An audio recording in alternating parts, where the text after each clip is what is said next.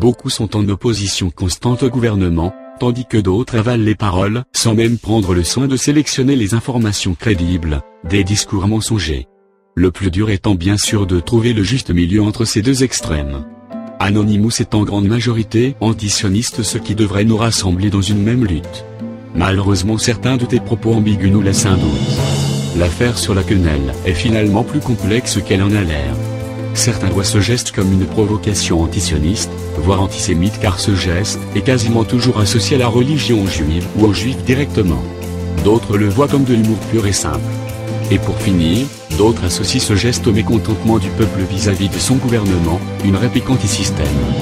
Il semblerait que tout le monde ne marche pas sous le même drapeau, que tout le monde ne tend pas le bras pour les mêmes raisons.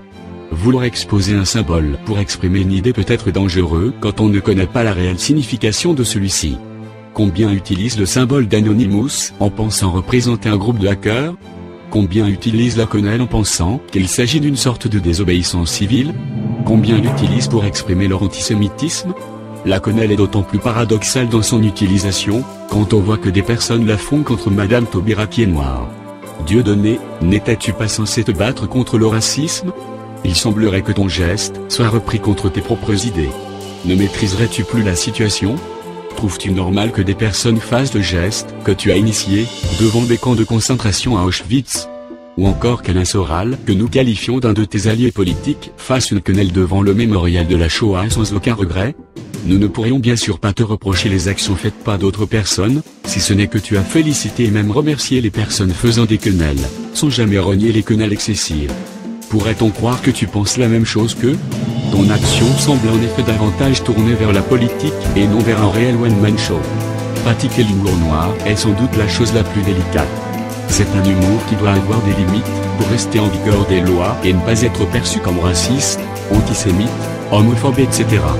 Prenons l'exemple d'un autre humoriste, Jérémy Ferrari. Il a également un humour noir, mais n'a pas comme toi une portée politique dans ses propos. Il parle différemment dans ses sketchs et quand il est interviewé à la télévision. Il fait une différence nette entre l'humour et ses pensées. En ce qui concerne les accusations qui sont portées à ton égard, tu affirmes ne pas être nazi parce que tu es né en 1976. Quand l'on désigne les nazis, on ne désigne pas seulement les personnes ayant été sous la conduite d'Hitler, mais on évoque une idée, une idéologie.